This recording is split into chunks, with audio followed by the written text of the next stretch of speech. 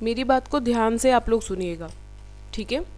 हमने जाना है कि हमें जब हम एसएसटी का सेक्शन कंप्लीट करते हैं तो हमें भूगोल पढ़ने की ज़रूरत होती है, ठीक है।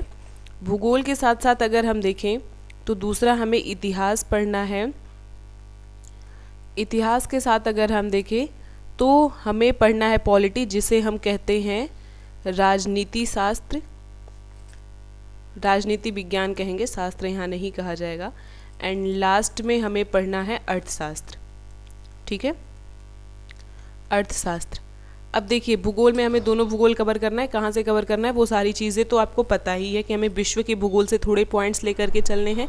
एंड इतिहास में हमें तीनों इतिहास लेकर के चलना है। मतलब ये सेक्शन बहुत ही ज़्यादा बड़ा है, तो हम बहुत ही नॉर्मल तरीके से, बहुत ही सोच समझ करके जितने भी पॉइंट बढ़ाए जा रहे हैं, अब एकदम दिमाग को क्लियर करके पढ़ना है। तो अगर हम भारत के भूगोल की बात करें तो भारत के भूगोल में सबसे पहले जो भारत का भौगोलिक परिचय है, भारत का भौगोलिक परिचय है, वो हमने कंप्लीट कर लिया है, ठीक है। अब इसमें आज से हम स्टार्ट करने वाले हैं नदियों के बारे में। देखिए अब मैं लिख दे रही हूँ कि क्या क्या चीज़ें एक्स्ट्रा हमें कवर करना है। नदियों को पढ़ना है, ठीक है। फिर हमें पहाड़ के बारे में पढ़ना है, पहाड़ के बारे में पढ़ना है, जिसमें हमने भौगोलिक परिचय में कवर किया है कि इसमें कौन कौन से पहाड़ पड़ते हैं। एक बार आप लोग कमेंट करके बताएंगे। हिमालय वाले सेक्शन में मैं सिर्फ यहाँ पर इस तरीके से बना रही हूँ, और एक बार आप लोग बताएंगे कि ये तीनों क्या क्या हैं। एक लाइन से आप नाम बताओ, नंबर 1 2 3 4 5 6 और 7। मैंने यहाँ पे 7 लाइनें मैंने खींची हैं। अगर आप कहोगे तो मैं एक बड़े उस पर खींच दे रही हूँ इस तरीके से बना करके 1 2, और सब लोग नाम बताएंगे, जल्दी जल्दी सब लोग नाम लिख करके भेजेंगे। मैंने भौगोलिक परिचय में इसको करा रखा है, तभी हम लोग नदी के बारे में पढ़ पाएंगे। जल्दी से बताएंगे 4 5 6 और 7। भारत का भौगोलिक परिचय मैंने कराया था ना, वहाँ पे मैंने बता रखा है कि ट्रांस हिमालय में कौन कौन से आते हैं श्रेणियाँ, और हिमालय में कौन कौन सी श्रेणियाँ आती हैं, ठीक है। जल्दी जल्दी बताओ आप लोग, मैं इंतज़ार कर रही हूँ। ते रहिए। पहला क्या है? पहला काराकोरम, ठीक है। काराकोरम की श्रेणियाँ मैंने लिखवाया है, कॉपी खोलेंगे अपने आप समझ में आएगा। काराकोरम, ठीक है, वेरी गुड, बहुत अच्छी बात है। लद्दाख हो गया, और बताइए। नोट्स नहीं बनाए आप लोग? जास्कर, बहुत अच्छी बात है। जास्कर, काराकोरम, लद्दाख, जास्कर, ट्रांस में 4 हैं। अच्छा, वेरी गुड, बहुत अच्छी बात है। काराकोरम, लद्दाख, जास्कर, और ये चौथे नंबर का हो गया कैलाश। बहुत अच्छी बात है पूजा जी। ये ट्रांस हिमालय में आते हैं। कहाँ आते हैं? ट्रांस हिमालय में आते हैं। ट्रांस हिमालय का मैंने मतलब भी बताया था कि हिमालय के पार। ट्रांस का मतलब ही होता है कि किसी चीज़ के पार, ठीक है। इसके बाद की ये जो तीनों श्रेणियाँ होती हैं, ये किस में आएंगी? हिमालय में आएंगी, ठीक है, हिमालय में आएंगी। कौन कौन से हिमालय हैं? ये तो सबसे आसान है याद करना, सबसे आसान है। जल्दी से हिमालय की तीनों श्रेणियों के बारे में बताएंगे। तीनों श्रेणियां कौन कौन सी हैं? क्या हो गया? बृहद हिमालय, ठीक है, वेरी गुड, बहुत अच्छी बात है। सबसे पहले कौन सा हिमालय आता है? बृहद हिमालय, ठीक है। फिर बीच में मध्य हिमालय हो जाएगा, और लास्ट में सबसे शिवालिक, ठीक है, सबसे लास्ट में शिवालिक। अच्छा, याद करने का एक तरीका है। चौथे में यहाँ पे कैलाश याद कर लो। कैलाश पे कौन रहता है? शिव रहते हैं, ठीक है। तो यहाँ लास्ट का और यहाँ लास्ट का, इस तरीके से जोड़ के आप याद कर सकते हो, ठीक है। बृहद हिमालय को क्या कहते हैं? हिमाद्री भी कहते हैं। क्या कहते हैं? हिमाद्री भी कहते हैं। बहुत अच्छी बात है पूजा जी, अगर याद है तो, ठीक है। अच्छा, एक चीज़ और बता दो आप लोग, K2 गार्डविन आस्टीन के बारे में मैंने बताया था कि कहीं पर K2 है। कहाँ पर है?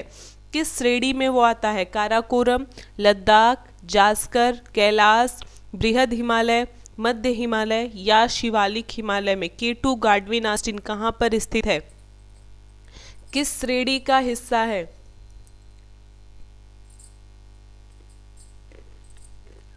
वेरी गुड, बहुत अच्छी बात है। कहाँ का हिस्सा है? कराकोरम का है, ठीक है, केटू गार्डविन आस्टिन, ठीक है, बहुत अच्छी बात है। चलिए अब मेरी बात को ध्यान से सुनिएगा। ये मैंने आपको बताया है कि हमारे यहाँ श्रेणियाँ कौन कौन सी हैं, हिमालय के रेंज कौन कौन से हैं, ठीक है। ये बहुत नॉर्मल सी चीज़ें हैं जो हमें पता होनी चाहिए हिमालय के बारे में, ठीक। अब जब हम हिमालय को आगे पढ़ेंगे ना, तब आपको समझ में आएगा कि वास्तविक रूप से ये पूरा हिमालय हमारे भारत में स्थित नहीं है। इसीलिए जब माउंट एवरेस्ट के बारे में पूछा जाता है, अब मेरी बात को ध्यान से सुनेंगे, सारे पॉइंट्स क्लियर होते जाएंगे।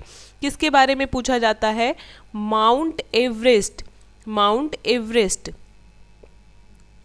तो बहुत सारे बच्चे कंफ्यूज हो जाते हैं कि देखिए माउंट एवरेस्ट जो है ये हिमालय की एक चोटी है। क्या है? हिमालय की एक चोटी। मैम ये कॉन्सेप्ट समझ नहीं आ रहा है, चोटी क्या होती है? देखिए जैसे अगर ये हिमालय है पूरा, ठीक है, तो ऐसे ऐसे पर्वत बने होंगे ना, ऐसे ऐसे बने होंगे। ऐसा नहीं है कि सिर्फ एक ऐसे बना हुआ है, समझ रहे हैं? सिर्फ एक ऐसे नहीं बना हुआ है, ठीक है, बल्कि ये इस तरीके से बना हुआ है। तो एवरेस्ट इसी में एक सबसे ऊंची चोटी इस तरीके से है, समझ में आया? इस तरीके से है। और इसका जो लोकेशन पड़ता है, बिल्कुल 3 वाला है, इसका लोकेशन जो पड़ता है एवरेस्ट का, ये पड़ता है नेपाल में। कहाँ पड़ेगा? नेपाल में पड़ेगा। हिमालय एक छोटा सा घर नहीं है कि किसी एक राज्य या किसी एक देश में विस्तारित है, ये कई देशों, जैसे अगर हम देखें ना तो भारत में भी ये स्थित है, नेपाल में भी ये जा रहा है, आप आगे आओगे तो भूटान में भी आपको मिलेगा। तो इसका विस्तार कई देशों में है, ठीक है। तो इसकी जो सबसे ऊंची चोटी माउंट एवरेस्ट है वो कहाँ पर स्थित है? नेपाल में स्थित है, जहाँ पर इसे सागर माथा के नाम से जानते हैं। किस नाम से जानते हैं? सागर माथा के नाम से जानते हैं। क्वेश्चन पूछा जाता है आपके एग्जाम में कि नेपाल में एवरेस्ट को किस नाम से जाना जाता है? सागर माथा।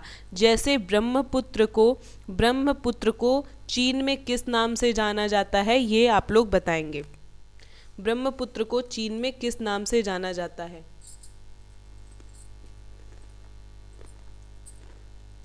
अच्छी बात है, किस नाम से जानते हैं? सांगपो।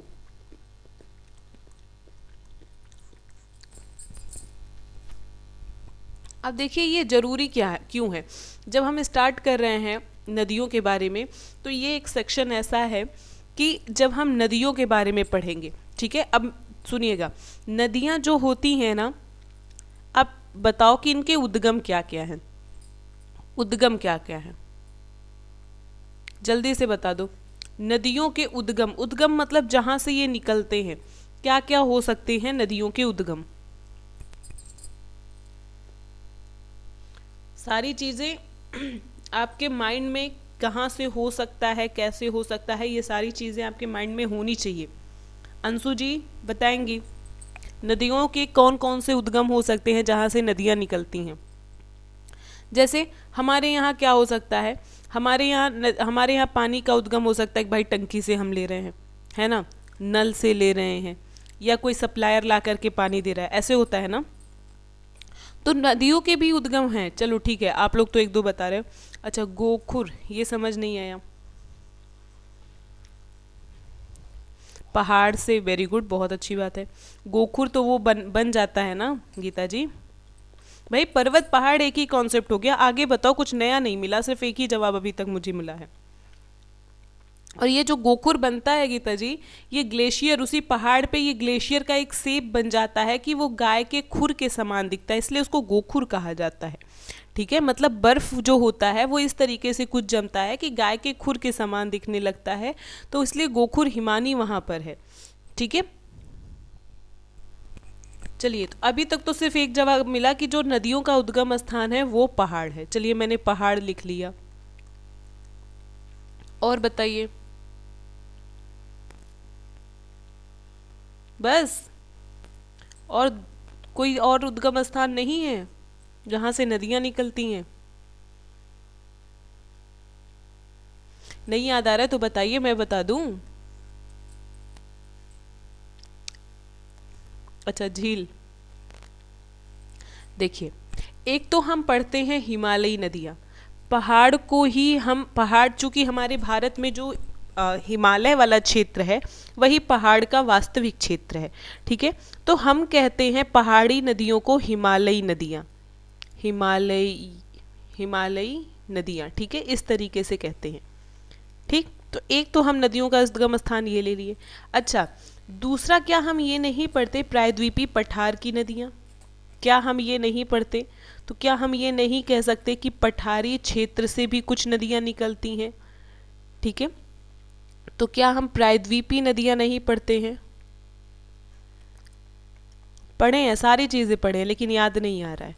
अच्छा, मैंने आप लोगों को ये भी बताया है कि हमारे उत्तर प्रदेश के बारे में पढ़ाते टाइम कि कुछ नदियाँ ऐसी भी हैं जो मैदानी इलाकों से निकलती हैं, यानी कि समतल क्षेत्र से निकलती हैं, समतल क्षेत्र से निकलती हैं।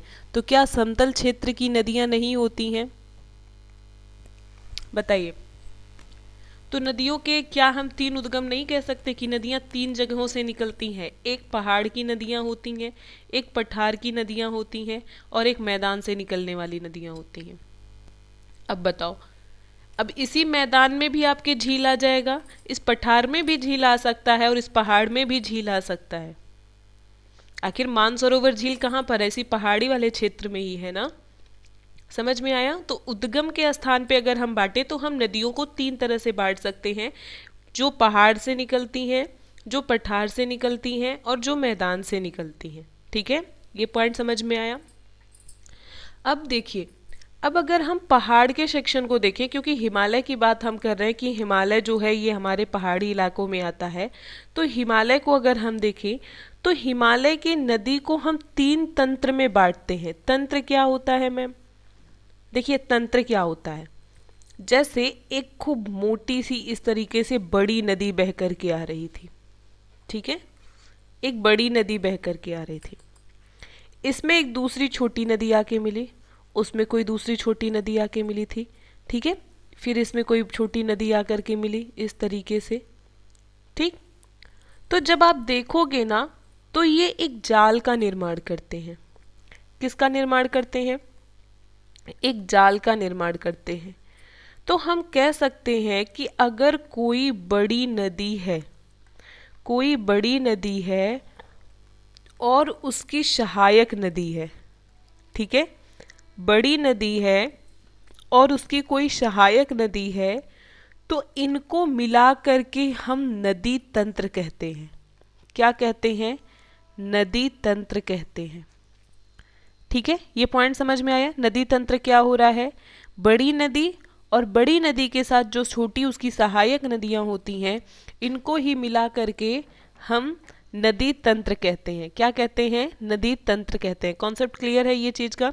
एक बार बताएंगे। चलिए, अच्छा, अब बताइए आप लोग कि हमारे यहाँ कौन सी तीन बड़ी नदियाँ हैं जो हिमालय से निकलती हैं। अभी देखिए, सारे पॉइंट्स आप लोग को क्लियर होंगे, रटने की ज़रूरत ही नहीं पड़ेगी। तीन ऐसी कौन सी बड़ी नदियाँ हैं जो हमारे यहाँ हिमालय से निकलती हैं? वेरी गुड, बहुत अच्छी बात है। हम गंगा नदी कह सकते हैं। और बताइए, और कौन सी नदी हैं? दो जो सबसे बड़ी हैं और उनके साथ सहायक नदियाँ भी आती हैं। जल्दी जल्दी बताएंगे। रेनू जी सिर्फ एक पता है, बाकी लोग को भाई क्या हो गया है?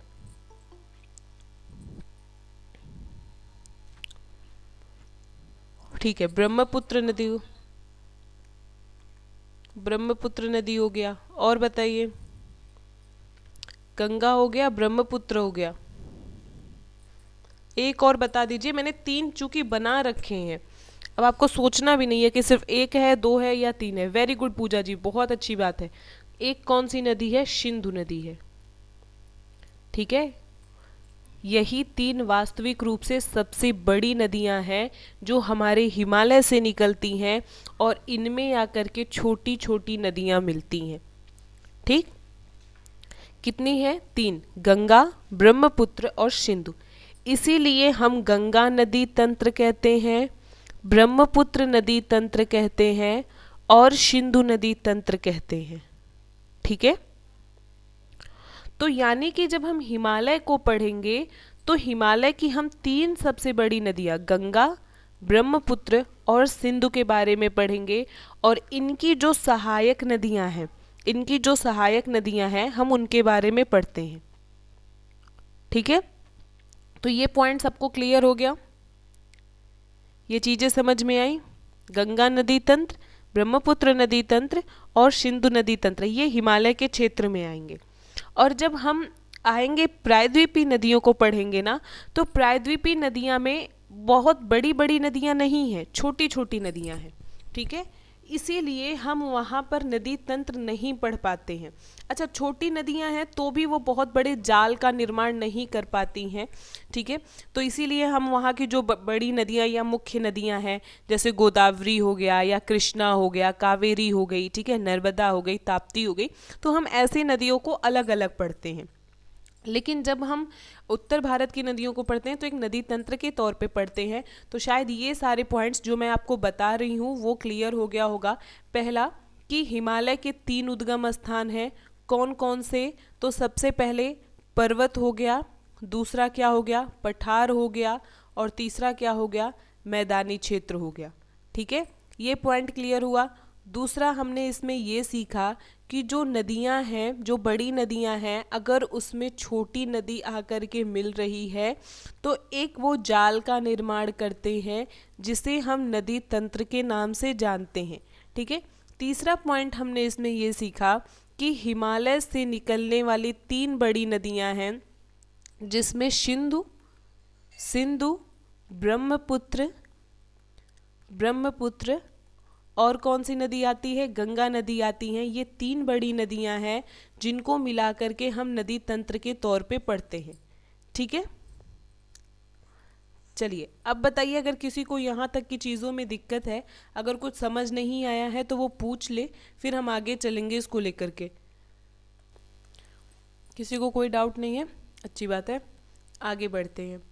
अब बात को सुनिएगा, कुछ चीज़ें जो मैं आपको बता रही हूँ और आगे आपको याद करने की ज़रूरत है। याद करने की नहीं, मतलब समझ के रखने की ज़रूरत है, क्योंकि समझे रहेंगे तो फिर आगे जब नदियों को पढ़ेंगे तो दिक्कत नहीं होगी। पहली चीज़ तो आप ये जानिए नदियों के बारे में, जो बहुत कॉमन सी चीज़ है कि हमेशा जो नदी होती है ना, वो एक ढाल का अनुसरण करती है, ढाल का अनुसरण करती है। ठीक है, ढाल का अनुसरण करने का मतलब है कि जिस तरफ ढाल रहेगा उसी तरफ उसका फ्लो होता है। समझ में आया? तो कहने का क्या मतलब है? कहने का ये मतलब हुआ कि हमें ये पता होना चाहिए कि पहाड़ी इलाका कहाँ पर है। ठीक है, अभी अगर नहीं समझ में आया तो मेरी बात को फिर से सुनिएगा ध्यान से। अगर आपके एग्ज़ाम में ये क्वेश्चन बन जाए, अगर आपके एग्ज़ाम में ये क्वेश्चन आ जाए कि गंगा नदी जो है वो कहाँ गिरती है, ठीक है, गंगा नदी जो है वो कहाँ जा कर के सागर में मिलती है, और मान लीजिए बाई चांस आपको नहीं याद आ रहा है, तो आपको नदी में से या पहाड़ में से एक कॉन्सेप्ट क्लियर होना चाहिए। अगर पहाड़ का कॉन्सेप्ट क्लियर है कि वो इस तरीके से है और इस तरीके से उसका विस्तार है, तो आपको अपने आप समझ में आ जाएगा कि अगर गंगा नदी का उद्गम यहाँ है तो जाहिर सी बात है वो जा कर के बंगाल की खाड़ी में गिरेगी। ठीक है, और अगर नहीं याद है, अगर आपको मान लीजिए नदी याद है और पर्वत का कोई क्वेश्चन पूछ लिया, पर्वत नहीं याद है, तो इसके कॉन्सेप्ट पे आप पर्वत वाला क्वेश्चन लगा सकते हो। ठीक, तो ये बहुत कॉमन सी चीज़ है। हमें पता है कि जब हम घर में नाली भी बनवाते हैं तो ढाल बनवाते हैं कि पानी अपने आप उसी साइड में चला जाए। ठीक है, तो पहली चीज़, नदियाँ हमेशा क्या करती हैं? ढाल का अनुसरण करती हैं, ढाल पे चलती हैं। दूसरी चीज़ें क्या? दूसरा मैंने आपको ये बताया कि हमारा जो उद्गम स्थान है उसके बेसिस पे हमने देखा कि 3 तरह की नदियां हैं। तो जो हिमालय की नदियां होती हैं, हिमालय की नदियां होती हैं, ये सतत वाहिनी होती हैं, सतत वाहिनी होती हैं। सतत वाहिनी कहने का मतलब मैम, ये हमेशा जल से भरी होती हैं। क्या होती हैं? जल से भरी होती हैं, सूखती नहीं है। ठीक है, लेकिन जो प्रायद्वीपीय भारत की नदियां हैं, ठीक है, प्रायद्वीपीय भारत की नदियां हैं, ये छोटी नदी हैं, कम पानी है, जल्दी सूख जाती है और इसमें नौकायन नहीं हो पाता है, नौकायन होने में दिक्कत होती है, यानी कि नौका या कह सकते हैं नाव अच्छे से नहीं चलता है। ठीक है, ये मैं चीज़ें इसलिए बता रही हूँ कि जब आपके कथन के क्वेश्चन बनते हैं, कारण के क्वेश्चन बनते हैं, तो ये क्वेश्चन थोड़े से आप लोगों को डाउट में डालते हैं। ठीक है, दूसरी चीज़ आप ये याद रखेंगे कि जब हम नदी को पढ़ेंगे तो इसी नदी पर बहुत सारे झील हैं। झीलें भी दो तरह की होती हैं, एक जो प्राकृतिक झीलें हैं और दूसरा जो कृत्रिम झीलें हैं। ठीक है, प्राकृतिक झीलें ऐसी झील जो प्रकृति के द्वारा निर्मित है और कृत्रिम झील जो मनुष्यों द्वारा बनाया गया है। इसी झील पर ही, इसी प्राकृतिक झीलों पर ही कुछ आपको डैम मिलेंगे जिसे हम कहते हैं बांध। क्या कहते हैं? बांध कहते हैं। बांध क्यों बनाए जाते हैं? तो सिंचाई व्यवस्था को सुचारू रूप से चलाने के लिए, बिजली उत्पादन के लिए, पानी की कमी की पूर्ति के लिए, कि पानी की जो कमी है उसकी क्या कर सके, आपूर्ति कर सके, इनके लिए बांध का निर्माण किया जाता है। ठीक है, अच्छा, बांध का निर्माण क्या ऐसी नदी पर हो पाएगा जहाँ पर पानी कम है? नहीं। क्यों? क्योंकि हमें जब सिंचाई करनी है पानी की ज़रूरत पड़ेगी। तो इसीलिए याद रखेंगे, देखिए कितना नॉर्मल सा चीज़ है, आप कनेक्ट कैसे कर पाओगे। जब भी बांध के बारे में पूछा जाएगा ना, तो मैक्सिमम बांध आपको, ज़्यादातर, हम ये नहीं कह रहे हैं सभी, ज़्यादातर बांध हमें कहाँ मिलेंगे? हिमालय वाले क्षेत्र की जो नदियाँ हैं वहाँ मिलेंगी। ठीक है, और प्रायद्वीपीय भारत में जो ऐसी नदियां हैं जो सबसे बड़ी हैं, जिसमें पानी या जल धारण की क्षमता अधिक है, सिर्फ उन्हीं पर हमें बांध मिलता है। ठीक है, तो ये कुछ ऐसे कॉन्सेप्ट है, अगर आपके एग्जाम में क्वेश्चन बनते हैं ना, तो कभी कभी क्या होता है कि अगर हमें तुक्का मारने वाला भी कंडीशन आता है, तो ये सारी स्थिति हमें पता होनी चाहिए, तभी आप तुक्का भी लगा सकते हो। ठीक है, तो ये पॉइंट क्लियर हो गया सबको?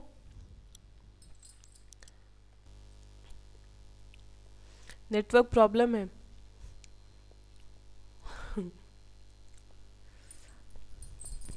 चलिए कोई बात नहीं, बाद में देख लीजिएगा रेनू जी।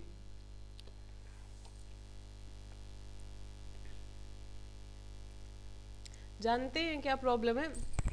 नेटवर्क प्रॉब्लम तो है ही।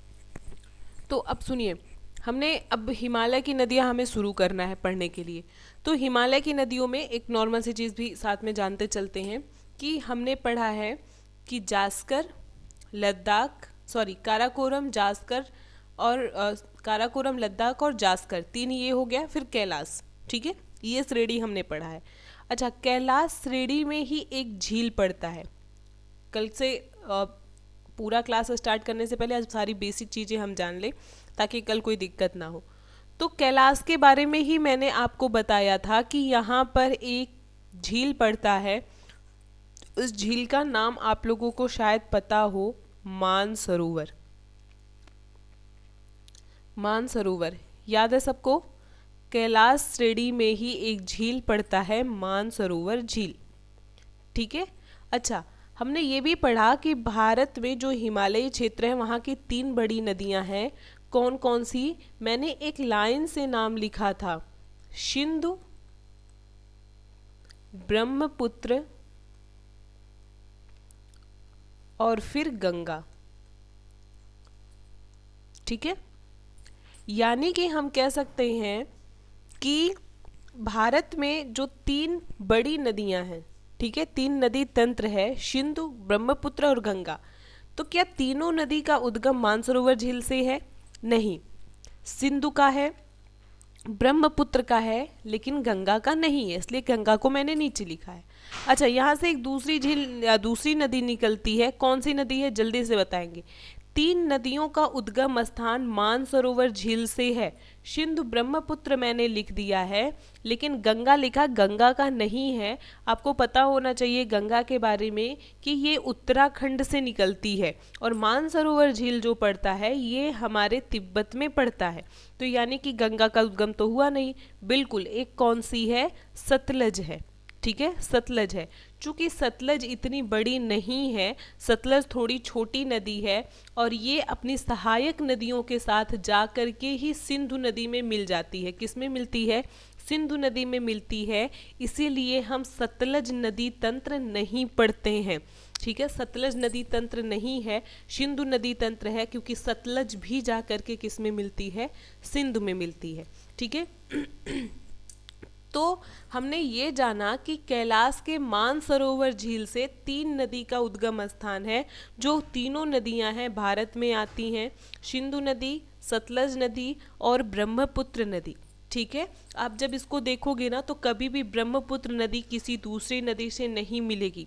आगे गंगा ब्रह्मपुत्र 2 बड़ी नदियाँ जब बंगाल की खाड़ी में गिरने वाली रहती हैं तो उसके पहले ये आपस में आकर के मिल जाती हैं। ठीक है, लेकिन उसके पहले ये कहीं भी एक दूसरे से नहीं मिलती हैं।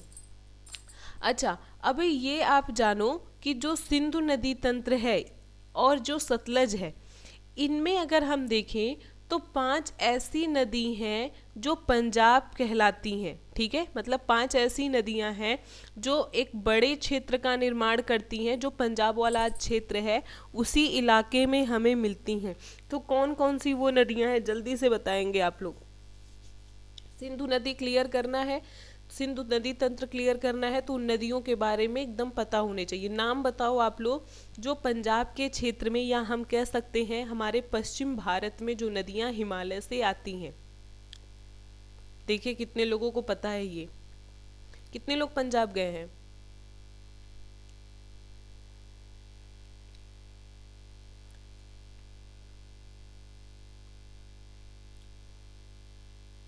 पूजा जी जल्दी से बताएंगे।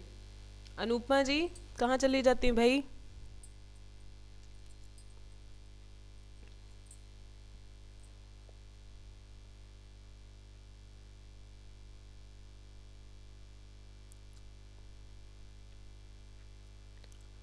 चलिए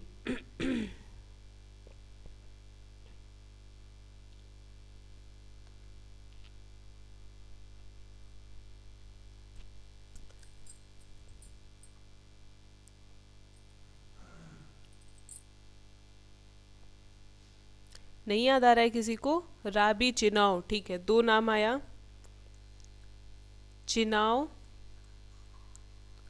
राबी, वेरी गुड, बहुत अच्छी बात है। झेलम, व्यास और सतलज तो हो ही गया।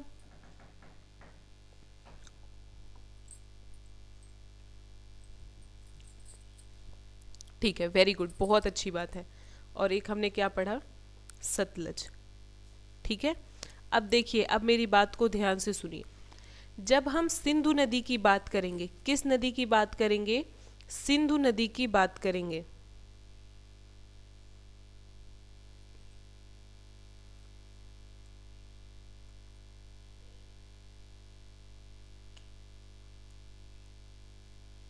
जब हम सिंधु नदी की बात करेंगे, किसकी बात करेंगे? सिंधु नदी की बात करेंगे तो हमेशा इसके साथ हमें 5 नदियों के बारे में पता होना चाहिए। चिनाव, रावी, झेलम, ब्यास और सतलज। ठीक है, कभी भी एग्ज़ाम में अगर आपसे ये पूछता है कि ये किसकी सहायक नदियां हैं या मतलब किसके साथ जा कर के मिलती हैं, तो याद रखिएगा कि हमेशा आपको इसके कॉन्सेप्ट में इन्हीं 5, या हम सिंधु को भी जोड़ ले तो 6 नदियों के बारे में ही आपको याद रखने की ज़रूरत है। बाकी नदियों को आप भूल जाएंगे। ठीक है, ये ऐसी चीज़ें हैं जो आपको एग्ज़ाम में आंसर ना आते हुए भी एक तरीके से तुक्का लगाने में सहायक हो सकती हैं। ठीक है, अच्छा, अब आप ये बताओ कि गंगा के साथ कौन कौन सी नदियां हो सकती हैं? क्या गंगा के साथ चिनाव, रावी, झेलम, ब्यास, सतलज का हम नाम ऐड कर सकते हैं? नहीं। ब्रह्मपुत्र के साथ ऐड कर सकते हैं? नहीं कर सकते हैं। क्यों? क्योंकि जब आप देखेंगे तो इस तरीके से सिंधु नदी आएगी। ठीक है, इस तरीके से सिंधु नदी आएगी और यहीं से सतलज नदी आएगी। ठीक है, सतलज नदी आएगी और बाद में आप देखेंगे कि यहाँ से इस तरीके से झेलम आती है, सिंधु में मिलती है, और चिनाव, ब्यास, रावी सब इस तरीके से जाकर के लास्ट में सिंधु में मिल जाती हैं। ठीक है, तो ये पूरा एक सिंधु नदी तंत्र का निर्माण हो जाएगा कभी भी आपको इनको रटने की ज़रूरत नहीं पड़ेगी कि कौन कौन सी नदियां हैं जो सिंधु में आकर के मिलती हैं। और अगर हम गंगा की बात करें तो हमें हमारे माइंड में ये एकदम सेट होना चाहिए कि ये नदियां जो है ये जाकर के गिरेंगी अरब सागर में। कहाँ गिरेंगी? अरब सागर में गिरेंगी। तो पहला क्वेश्चन तो हमारा ये बन गया यहाँ से कि सिंधु नदी तंत्र में कौन कौन सी नदियां आती हैं। हमने 6 नदी या 5 नदी हम कह सकते हैं, सिंधु को लेकर के 6 नहीं तो 5 नदी हो गए जो सिंधु नदी तंत्र में हम पढ़ेंगे बड़ी नदियों के तौर पे। दूसरा हमारा ये कॉन्सेप्ट क्लियर हो गया कि ये जा कर के कहाँ गिरेंगी? अरब सागर में गिरती हैं। कहाँ गिरती हैं? अरब सागर में गिरती हैं। बता दो ये कहाँ जा कर के गिरेंगी? क्या ये बे ऑफ बंगाल में गिरेंगी, बंगाल की खाड़ी में? नहीं, ये इस तरीके से पाकिस्तान जाएंगी और पाकिस्तान से कहाँ करके गिरेंगी? अरब सागर में गिरेंगी। ठीक है, दूसरा कॉन्सेप्ट क्या यहाँ पर क्लियर हो गया हमारा? दूसरा कॉन्सेप्ट ये क्लियर हो गया कि जो सिंधु नदी है और सतलज नदी है ये मानसरोवर झील से निकल रही है। कहाँ से निकल रही है? मानसरोवर झील से निकल रही है। ठीक है, अब चलिए एक बार ऐसे जल्दी से आप लोग बता दो गंगा की वो सहायक नदियां जो गंगा में आकर के मिलती हैं। ठीक है, कुछ नाम बता दो आप, बाकी के जो हम रहेगा हम ऐड कर लेंगे। कुछ ऐसी नदियां जो गंगा में आकर के मिलती हैं। आज बहुत सारी चीज़ें जो आपने पढ़ रखा है बस याद करने की ज़रूरत है, उनको आप याद कर लो। सारे कॉन्सेप्ट जब हम एकदम अच्छे से पढ़ेंगे ना, रटने की ज़रूरत नहीं पड़ेगी। देखिए सबसे बड़ी नदी गंगा की सबसे बड़ी और सहायक नदी कौन सी है? यमुना। ठीक है, चलो और नाम बताओ। यमुना हो गया, जल्दी जल्दी कम से कम 5 तो गिना दो। अच्छा, सोन टोन्स, ठीक है मैंने ये भी लिख दिया। सोन हो गया, टोन्स हो गया, और ठीक है राइट साइड से वेरी गुड। और लेफ्ट साइड से?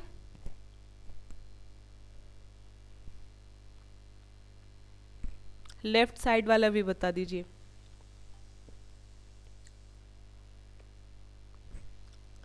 अरे भाई काली हो गया, घग्गर हो गया। ठीक है, और तो एक नॉर्मल सा सोचिए कि ये सब नदियां क्या हैं? ये 2 तरह की, अब गंगा में अगर हम देखें ना तो गंगा में 2 तरह से नदियां आकर के मिलती हैं। अगर ये गंगा नदी बह कर के जा रही है तो कुछ नदियां ऐसी हैं जो पर्वत से निकलती हैं। ठीक है, पहाड़ से निकलती हैं और गंगा में आकर के मिलती हैं। और कुछ नदियां ऐसी हैं जो पठार से निकलती हैं और आकर के गंगा में मिलती हैं। ठीक है, लेकिन यमुना गंगा की एक ऐसी सहायक नदी है जो पर्वत से निकलती है। ठीक है, यमुना जो है पर्वत से निकलती है, लेकिन गंगा से आकर के किस साइड से मिलती है? राइट साइड से मिलती है। मैम आप किसी भी नदी का साइड कैसे डिसाइड करते हो? तो जिस तरफ नदी का फ्लो होता है, नदी ऐसे ही तो बह करके जा रही है, गंगा नदी ऐसे ही बह करके जाती है ना, तो जिस तरफ वो बहती है उस तरफ हम उसका मुंह मान लेते हैं। तो अगर इसका मुंह इधर है तो ये उसका क्या होगा? दाहिना होगा, और ये क्या हो जाएगा? बायां हो जाएगा। वेरी गुड पूजा जी। रामगंगा, गोमती, गंडक, कोसी, महानंदा ये सभी क्या हो जाएंगी? गंगा की सहायक नदियां हैं। तो अब आज